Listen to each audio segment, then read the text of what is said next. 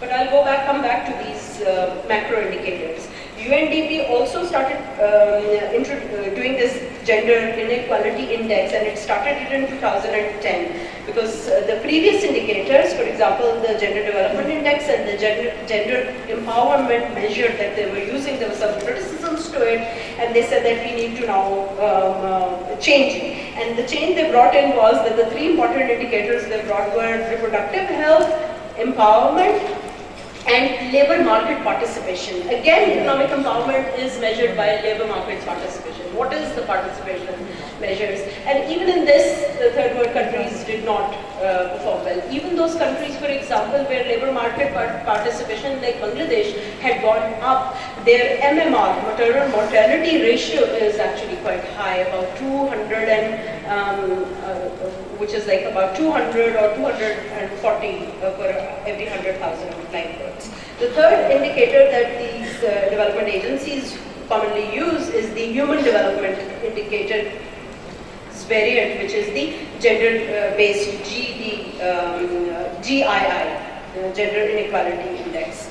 Again, in this particular indicator, in the last ranking, Pakistan was 121 out of 155 countries. The newer one has been published, but the gender dimensions haven't that strongly come out. In Pakistan, up till 2014, 19.7% of parliamentary seats were held by women. 19.3% of adult women had reached secondary levels of education, and the female participation in the labor market is about 24.6% as compared to 82.9% for men. I've just given you a bird's eye view of the current status of women in some of the South Asian countries like India, Pakistan, but these macro indicators are supposedly measuring the empowerment of women in broad societal kind of strokes. Bangladesh and Sri Lanka are better performing on some indicators. India and Pakistan are the poorest performers. India, Maldives and Bhutan are in the middling ranges. The macro level indicators give baseline information on the state of what has been termed as the ends of development practice. I, in the beginning, mentioned this debate of, are the ends worth achieving, or are the means to achieve those ends worth achieving? Now, I must also stop here, which is very important, that what are these broad-based indicators trying to tell us? That women in these countries are really disempowered. And that reminded me of what Mohamed's calls the categorization of third world women as universal dependents and disempowered victims. Because these broad indicators are actually telling us this. So one would assume that the macro-based qualitative studies would sort of counter this and try to tell us that maybe there have been certain, spaces of hope where women have done better or they have been empowered if we weren't trying to measure them in these particular codes that show them as disempowered victims, right? And also, maybe that the feminist aspirations are difficult to translate into particular policy goals, and hence they cannot be seen in these macro indicators, but those smaller studies would allow us or give us a peek into what has been much better. Now, and also within that area, I was trying to find if I could find some smaller studies that would let me look at specifically the economic empowerment of women, somehow dissociating it from the larger literature of empowerment. Because now there's this entire debate within the development sector that women are very important for the sustainable development achievement. That they are not only working in the households, but they're also working outside their houses, and also they are better managers of somehow their communities and also the environment. So they're very central to this debate. Right? And also the debate that has been brought in by Dr. Naila Kabir, which is trying to woo the neoliberals or these global economies, saying that the economies in which women are brought into this kind of gender equitable strategies lead to faster economic growth. So they are looking into these ideas that how women can. So I looked at some of the smaller studies that had been done within, let's say, Pakistan. For example, there's this Kamran Astar's 2010 paper, Voicing Difference, Gender and Civic Engagement Among Karachi's Poor. And it is based on an ethnographic research among women workers in Karachi's ready-to-wear export garment industry, which highlights how lower-class women live and navigate the gendered space in Karachi. In the light of this article, which actually strongly takes us to the idea that there are larger structural forces that create socio-economic uncertainties of these poor women. And by this minor wage that they're getting, it won't be able to change these larger structural forces. And it is very difficult for these women. They face a lot of hardships while traversing the public space, or they have these kind of social hardships due to the notions of familial honor and respectability. And one needs to think that if they have to traverse these difficulties, when we are framing ideas of empowerment of women through paid employment, one wonders that if this kind of employment brings any empowerment to these women. They're harassed in the public space every time. There's another study, because Dr. Saeed is sitting here, and I really like this study by her and Dr. Saeed in 2000 on the subcontracted women workers. And it gives a very detailed description of the problems, unfair remuneration, and dismal work conditions of informal sector women workers. It also highlights the dire facts that any focus on the rights of women workers is virtually absent in Pakistan, allowing for easy incorporation of these women into low exploitative, low-paid jobs. The study also explicitly remarks that women are pushed into such work due to macroeconomic factors and not due to internal compulsions or desires of women to work, taking us back to the discussions of honor and respectability that was mentioned in Astar's report as well. This, coupled with the reality that such employment enables these women to help meet the demands of everyday life without shaking the status quo, allowing for the continued subordination of women, questions the empowerment thesis. This particular Dr. Khattak and Dr. Asad's work also alludes to women's double burden, which is now, according to my idea, has tripled thanks to these discussions on sustainable development that see women's role in maintenance of communities and protection of environment. So the 50% of women who are sitting at home doing nothing in Pakistan actually now need to work in the homes, they need to work outside, and they also need to do government's dirty job by maintaining communities and protecting the environment. Something that the state is supposed to do. And also, I'm really offended sometimes at women's role in conflict resolution kind of papers. Now they have to do that. So also, I'll take you back to some of the older work. For example, there's a very nice book chapter that I keep on teaching my students of Anita Wise's work on the walled city of Lahore, home-based workers in the walled city of Lahore. And it tells us how these home-based workers are exploited at the hands of the male family members as well as the middleman through notions of parda and particular gendering of the public and the private space. So if, what are the economic participation possibilities that are available to women? They could either go into formal sector, agriculture and manufacturing. Agriculture, due to its kind of feudal connotations, is considered very exploitative of not just women but entire families. Then there is the manufacturing sector, then there is because of this kind of global pressures, there is this subcontracted work, then there is home-based work, then microcredit is also one of the panaceas for women's empowerment. Now, there are a number of programs on microcredit in Pakistan, there are some people have made this, especially after the work that has come out from Bangladesh, they have made this compelling argument of a positive relationship between the socio-economic development of women through microcredit and women's empowerment.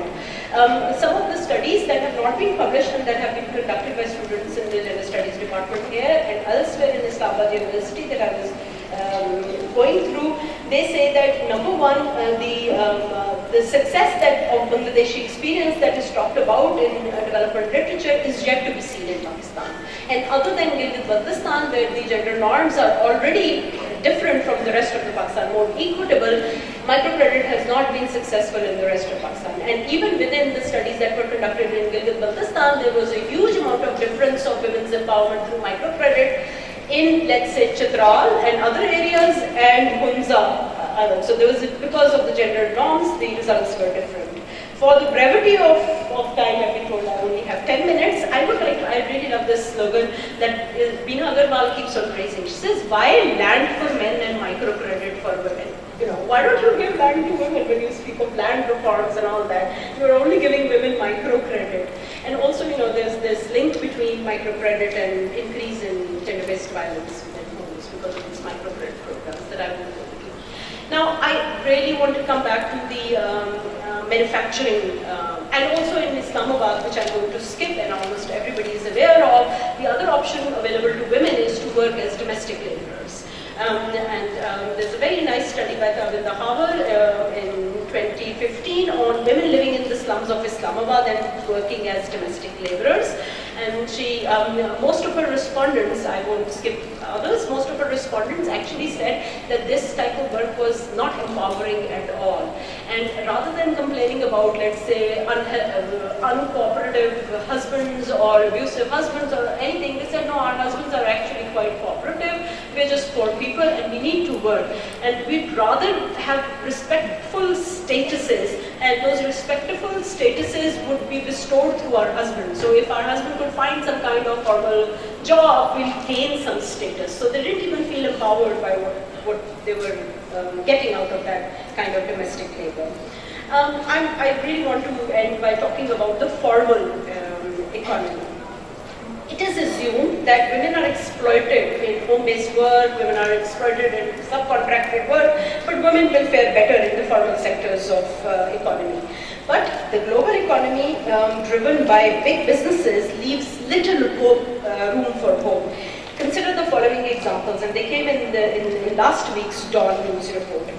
Over 250 workers perished in a fire that consumed the Baldia Town factory on September 11, 2012.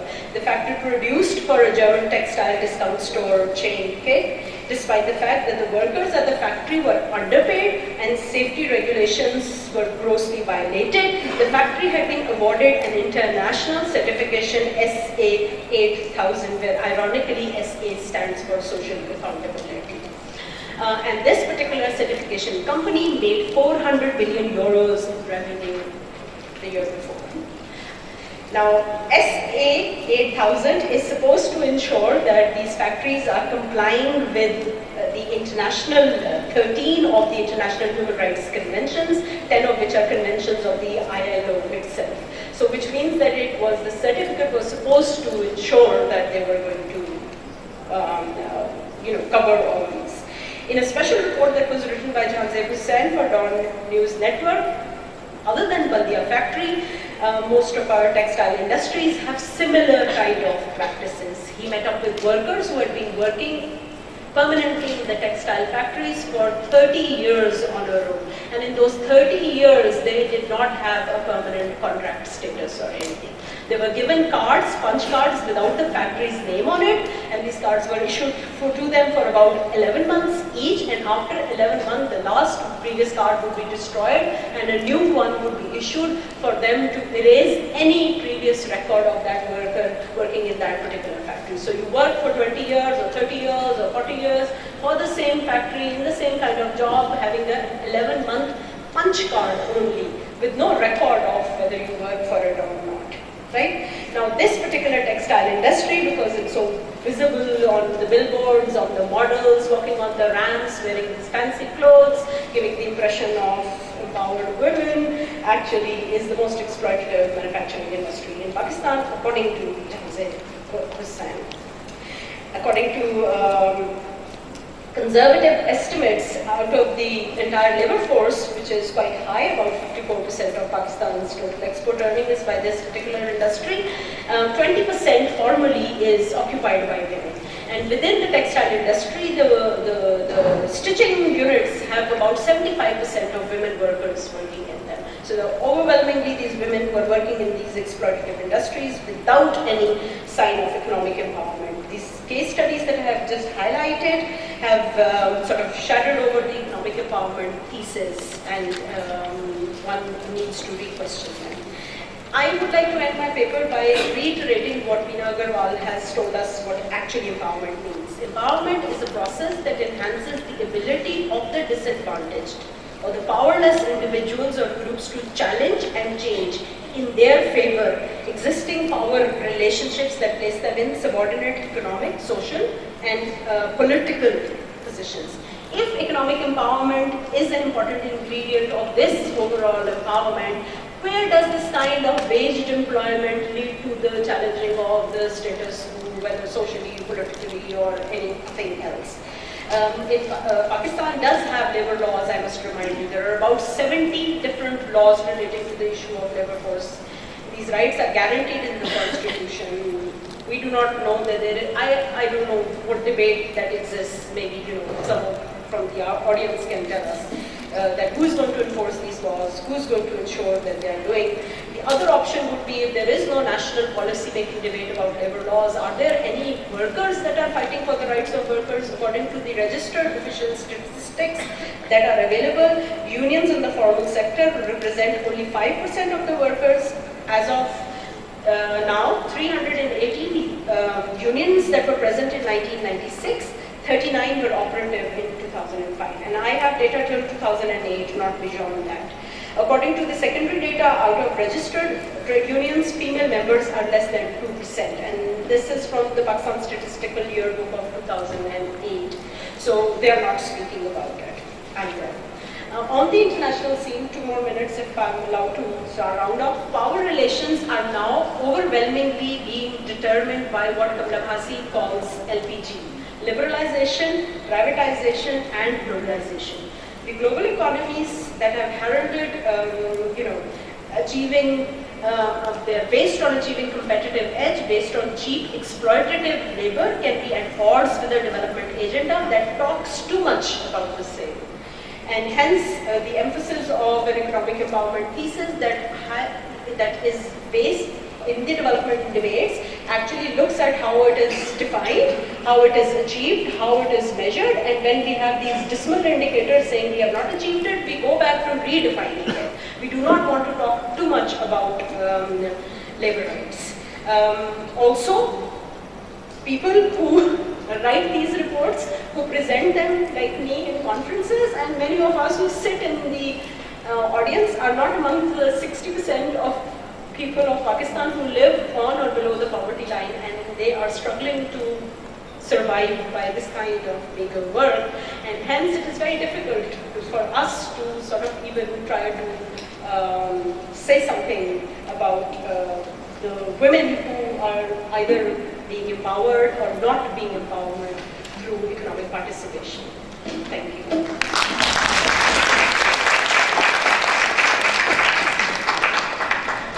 Very much, Aisha.